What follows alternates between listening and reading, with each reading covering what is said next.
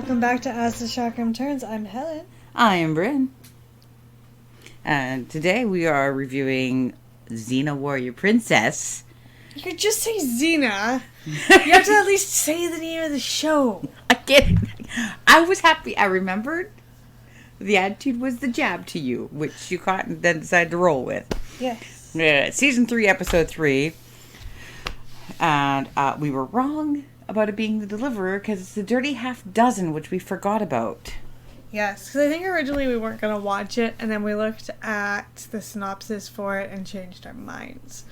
So... Possibly, yeah. It's good. I mean, I didn't particularly like the episode. I think I was just bad. mad at it. We were probably very mad at it. I feel like it's just, I wrote a lot of notes and I hadn't intended to write notes. Like, even the episodes I don't care about, I don't really, pay that much attention to them. I'll just color or whatever and just listen. I watched this episode. It just made me cranky. So the synopsis is that Ares has given this new warlord, Agathon, who's our warlord of the week, the Medal of Hephaestus. Well, he gave him the recipe for the Medal of Hephaestus. Yes, so he could create anything. Yeah. Using the strongest metal on Earth. It's like Greek vibranium. So, Agathon, as any person would do at that point, would actually make armor, weapons. And he covered his... It was like 100 men head to toe in the Hephaestus medal with their Hephaestus weapons. And they obliterated an Athenian army. Poor Athena's army, man. Yeah. They just... For the goddess of war, she doesn't have the greatest army in the world. No, they keep getting decimated. I think the problem is Athens is a super important city that keeps getting attacked. I think that's more the problem, so much as her army sucking. It's just the Athenian army is just always under attack. So high turnover rate. Yeah. With basically a high death rate.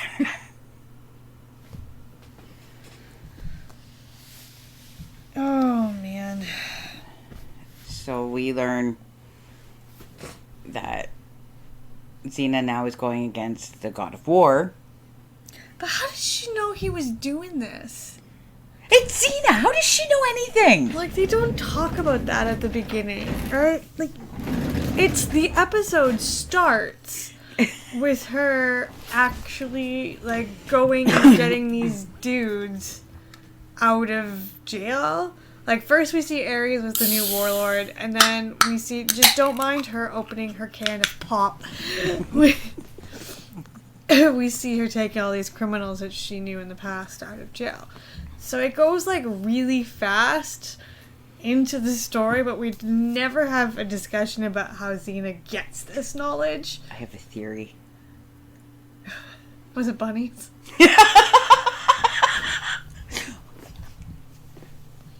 Why? Why go to Buffy on this, okay? Because that's one we cannot watch. I can't help it. My brain does the automatic thing. She's a demigod. Yeah, I get that. My theory was that Athena probably reached out to her and be like, listen, Ares did this.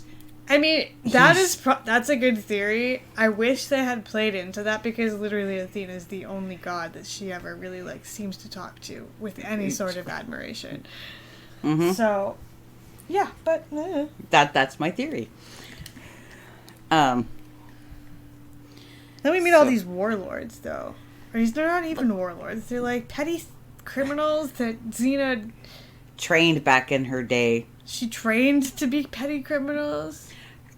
Kinda? Yeah, it's weird. It's weird the way it's not really... We learn about... who was the first one we meet? I don't remember. Was it Monlik?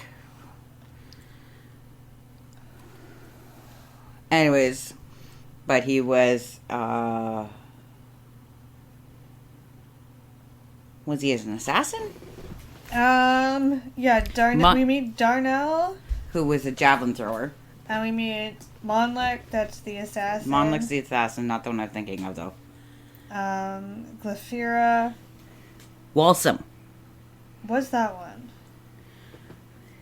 Oh, Walsum, that's the one you're thinking. I don't know who that is. He's just an Axeman. Yeah. No, the Axeman is a different one. I don't know who Walsum is. Walsum was the one that she stopped for the execution. Right. Where? But why? Do you remember? I know. He's good with his crossbolts. Is he an assassin? Monlek is the assassin. Ugh. Yeah, I don't know what the hell that to do with any of that. And not that it actually matters, because these skills weren't really used for those matters. Because she stops Walsum's execution, brings him out to be like, we're going against the god of war. Yeah. Come have some fun with us. Yes. Then she goes and grabs... Well, the three of them were in the jail, right? Yeah, all three of them were in the jail. From the jail was Darnell, who's our sexist javelin thrower. As if that wasn't a code as well. We got Glafira, who's a person that that hurts other people. She sells men to slavery. Oh, she specifies in men right. because she's a slave. We have two sexists on different ends of the spectrum. Oh, I didn't even notice that. I was so pissed off by the entire... Her acting is so bad. It is so awful. Like, there's just... And it sucks because the guy that's Darnell is the same guy that plays the Archangel Michael in future episodes, and he was a soldier at Troy, right? Yes. In one of the other episodes. He's actually really solid in this. And if he had somebody with some chops, like if he had Effany to go off of, right? Like young Effany. Yeah, that could have been a good time. But like, she was so bad. So bad. She was so bad at acting. Like, you could tell how hard she was trying. You could. It makes me wonder if she's actually like maybe one of like the stunt performers. Because she was good at the fighting. Yeah, but even stunt performers have to go through rigorous acting. I mean, some of them do rigorous acting, not all of them. Okay, point. Like, because most of them aren't actually doing the talky bits. And most times it's just like their backs or like their bodies. Right? Yeah. She's so... And this was the 90s. So... that's kind of what it seems like, just because she was so bad. There was no emotion whenever she gave a line. There was no... There was emotion. It was just all annoyance the entire time. That's all it was. I think that's what she was supposed to play, yeah, but it didn't come out. She said the exact same annoying tone the entire time. Like, she was just the same amount of annoyed from the start of the episode to the end of the episode. There was never a time when she was, like, angry. There was never a time when she was sad. There wasn't even a time when she was happy. It was just even annoyed, at the end of the episode when she was in annoyed the whole time. Cage. Yeah. I don't know. I'm sorry. Blah, blah, blah. We tangent. Yeah. Well, Glafira really bugged me. Like, she was so bad. And the other thing that bugged me also bugged me a lot. So you talk with the talking. So we get this merry band of thieves together. They're not merry band of thieves. Merry band of murderers. And Gabrielle learns that all these people were turned out the way they were because Xena came into play. Like, Walsum was a carpenter before... before Xena came around. And so Gabrielle asked her, am I really who I am, or am I who you made me? Where she's taking a tiki-talk of me, and it's throwing me off. I mean, now you've thrown off the tiki-talk. Good like that, thank you. Am I really? I thought the sound was down, I'm sorry. I didn't like this line. I thought, I didn't like this line. I don't remember how I felt about it then. I don't, but I didn't like it as an adult. This am I what you made me. Like, take some fucking responsibility for your actions. You did your things. This means I'm gonna spend most of the season mad at Gabrielle, and I'm upset about that. You were always mad at Gabrielle this season. You're probably right. You probably This right. is something you stated back when we were kids too. Just like, I get where she's coming at. That if Xena hadn't come around, would she have taken a different path? Sure, maybe she would have. Maybe she would have, stayed in her town. See, I don't remember ranting about it, but clearly I did because she remembers what I ranted about, and it is in fact how I feel now. So. Maybe you would have stayed in your town and done nothing with your life, but you also wanted to be a bard, so you probably would have traveled to Athens to be a bard and fail at that because you suck at barding.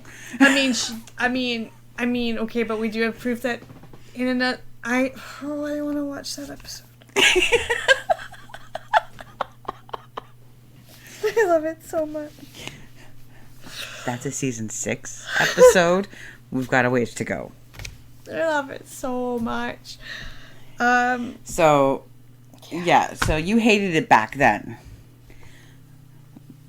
But what gets me is, yes, she should definitely take a look, like, have an internal look at herself and be like, am I making the choices for me, or am I making them because I want Xena to be proud of me?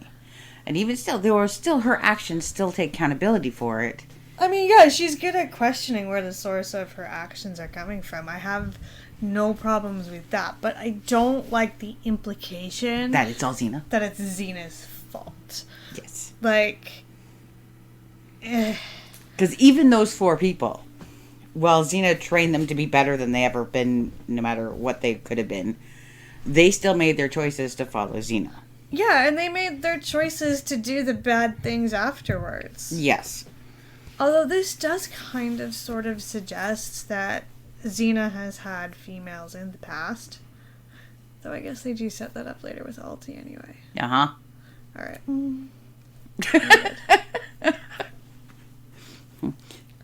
Because, yeah, Glafira did try to play off like, we don't need these men, it's just you should...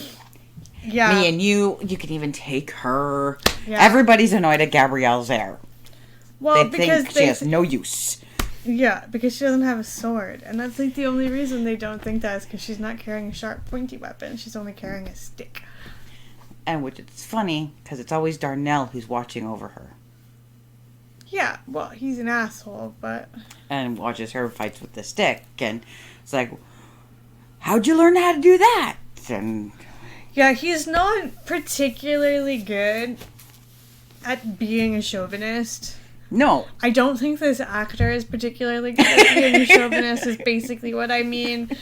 Because the character is written very, like, oh my god, it's so stereotypically 90s chauvinist. For a point, Darnell and Glafira were fighting, and she was like, you came from a woman. And he was like, I was born of a man, delivered by a woman. Like, this is how bad they wanted to take his character to be. Yeah, but the actor just wasn't really convincing at it, to be honest. Whenever he tried to do those, like, over-the-top lines, he did not sell them. Which kind of made it a little bit more difficult to watch. But he sold everything else, which is fine. And I look forward to seeing him again later.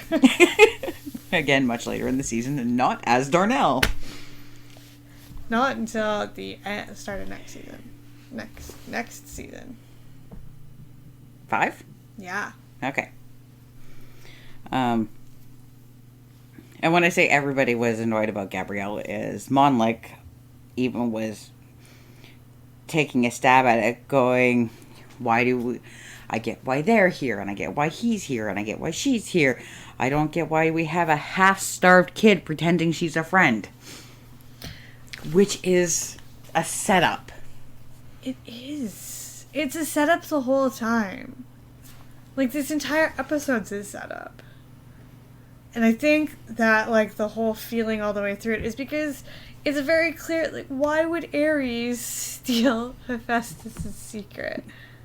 Like, he has no need to do that. He could just be like, he could just go take whatever he wanted. Good. It's his fucking brother. Brother in something. Brother in godhood. Yeah. Brother-in-law. It's brother-in-law for sure, but also, I'm pretty sure it's also his brother. So brother-in-law? Or uncle brother-in-law? Greek pantheon. Way to get confused. Yeah, I have no idea. I just, like, there's no reason to steal the secrets. I mean, I could see him doing it for Xena. Yeah. Something I could see him doing for Xena, but for, like, random dude warlord... Yeah. That doesn't make any sense unless he's trying to get something sneaky, because he could just go take whatever weapons he wants. And he does in later seasons. So we know he's capable of doing it. So we also know that he is... one of the quotes that Ares had said in this is the old has to be replaced by the new. And he does talk about how he's on the outs with the family right now. Yes. So, because Xena asked him what his family would be thinking, what his family thinks about him doing this. I do remember that. So yeah. But I don't remember if it comes up again. This part, because we go into the next. There's not really much else that happens in this episode. They defeat the bad guy. Gabrielle is very distrusting of Xena. All the way through this episode. It's not the first time. Nope. I've already complained about it. It's not new. There's not really anything more story-wise. It's a perfectly week of the Monster of the Week episode. But, like, it's got this little Ares bit thrown in where if you didn't know what was coming, I think it's a nothing thing. Because I don't think Ares is in the next episode. I definitely don't think he's in the episode after that. Which is the Deliverer of Hope. Because Caesar's in the next episode. And they don't usually have Caesar with Ares. They usually pick one of the dudes. And go with it. Like, that's... So it's very confusing. But it's kind of neat to see that now, how much they've planted it for. And I remember reading in the wiki or whatever that a lot of people have this episode as, like, the episode that super showcases the rift that's going to happen. And I see that, but it definitely was showcased way before this. It was, especially with us rewatching it, that we were able to see that and knowing what's happening. Because there were things in this episode that didn't click in, that, like, the old replaced with the new. Yeah. Didn't click in when... No. Long ago, first, like, rewatchings didn't clue in that he could have been talking about Dayhawk. No, I didn't remember it at all, to be honest. So I've probably only watched that episode once before, which, judging by how mediocre it was, seems accurate. Yeah. And it was probably in the regular timeline of the show, so I would not, as you said, put two and two together, because I don't think Ares comes in until Hope is all grown up. He comes in hard then. Yeah, that was... that was not intended. I mean... There are other ways to say things. Oh, phrasing. Yeah, phrasing. Indeed, phrasing. Oh my god, phrasing. I guess sort of the bittersweet. Sort of. He's there. But it's not... he's there in the same intentions as everybody else. So it's not there. Yeah. At the end of the episode, Xena tells Gabrielle that she is who she is because it's always been there. Every part of her is has always been a part of her. Basically saying, take accountability for your choices. You are who you are because it's always been you. Yeah. But who would I be without you? Because you keep me on the straight and narrow. Yeah, and I believe that's an accurate assessment of the situation that's going on, because it's very, very clear what happens when she doesn't have Gabrielle. All seasons of all episodes to this. All seasons to the point where people know that you leave Gabrielle alone unless you're specifically looking to get murdered. Yeah. You want murdered by Xena? Capture Gabrielle. Yeah. Yeah, which is why, Gabrielle ends up not being so separate. She stops going from being kidnapped every second episode, the first 2 seasons, to kind of being a little bit more in charge of her character. But at the same time, it is some bumpy-ass roads getting there. Oh. It's bumpy. So, and what I loved about that is because it's not putting blame or accountability of Xena's actions onto Gabrielle. It just gives her a point to lead, a point to follow. Yeah. Be what would Gabrielle do, or what would Gabrielle like me to do? Yeah. Because I want to impress my girlfriend. Which is arguably not very healthy as well. No. That's too much responsibility for Gabrielle. As it becomes very clear by the bittersweet. Oh boy. So it's just... So we can clearly see that there is some toxicity in the relationship. And the rift is clearly there. But it was always there. Because Gabby keeps mistrusting Xena. Well, Gabby put Xena up on a pedestal. That's the way it started at the start. It was just, Xena could do no wrong, Xena could do no wrong. And even in this episode, she thinks Xena can do no wrong. Yeah. So when she sees Xena hanging out with these people who clearly do wrong, very clearly do wrong, she's not capable of understanding that fall. It's jarring that, yeah. Yeah, especially after the Meleager thing. And especially after... There was something else, but I lost it. It's gone. Oh, well. But yeah, that's something that's going to be going forward. And we're definitely going to see more signs of that weird codependency. Because... That codependency doesn't go away. It doesn't go away, but it becomes healthy. Yes. Or... Yeah. Well, I mean, I think to some extent most relationships are codependent. Mm-hmm. But, there is a healthy and a not healthy. Yes. But that all depends on the communication. Right. We have been both. Yes. So, we'll just leave that at that. One thing I did write down about the episode as a whole is I think this is the first episode where Xena's chakram becomes part of the mythology. Because before this, it's just kind of brought up as it's Xena's weapon, it's Xena's weapon, it's Xena's weapon. Now it's this weapon can cut through the metal of Hephaestus. Because it's made with the metal of Hephaestus. It's not said that. No. It is not said that. It is we not. We asked about that. Is this made of the metal? And he asked about it, but it's not confirmed. And we do know from our own experience later on that it's not made from the metal of Hephaestus. But I don't think we're ever told what it's made from. I just noticed that this was the first time it was brought up in, it is able to do more. It is a weapon. Well, it's a buzzsaw. I'm sorry. I'm never going to get over that fucking... Oh, I'm never going to get over the chainsaw chakra. I'm never going to get over the chainsaw chakra. And it makes sense because Agathon did try to make a fancy chakram. He did. With the metal of Hephaestus. And Xena chakram just destroyed obliterated it. Just went the... And if they were made with the same metals, it would have bounced. Yes. Not shattered and smashed his face. Unless he made the metal wrong. Which is obviously true, but I don't know if we ever get confirmation. But now that we're looking for it, yes, we can see it. But this is also they're leaning heavy. It's starting with the Furies, right? They're leaning heavy into Xena being not just human. Yes. And this is where they're starting with that.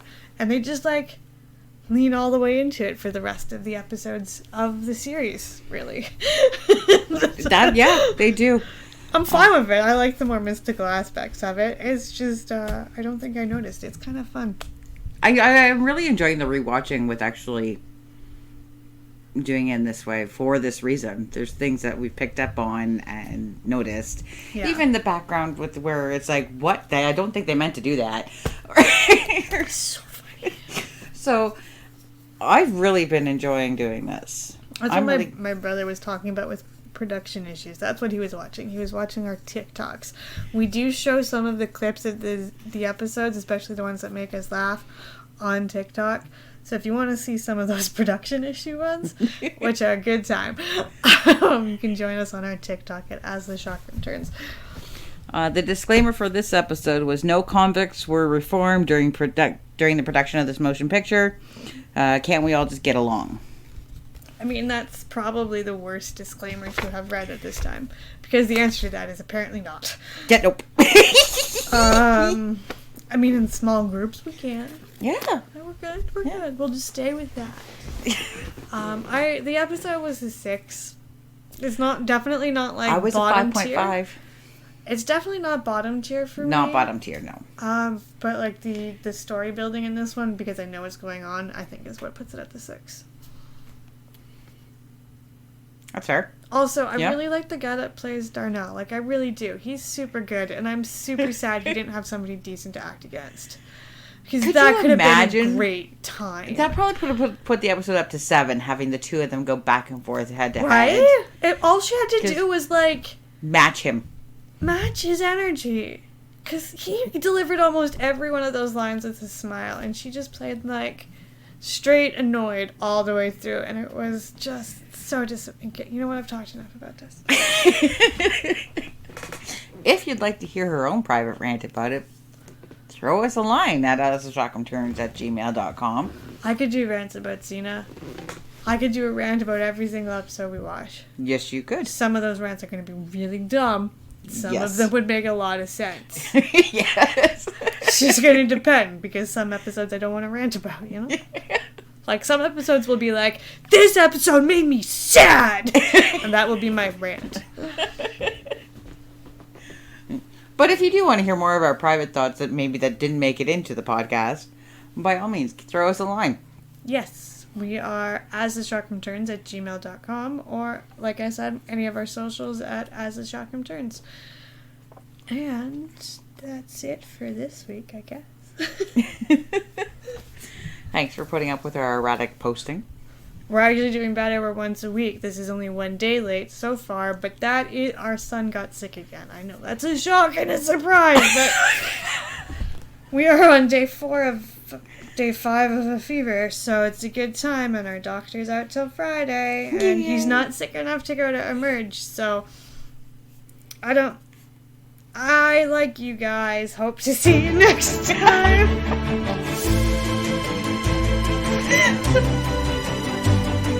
Thank you again. Bye.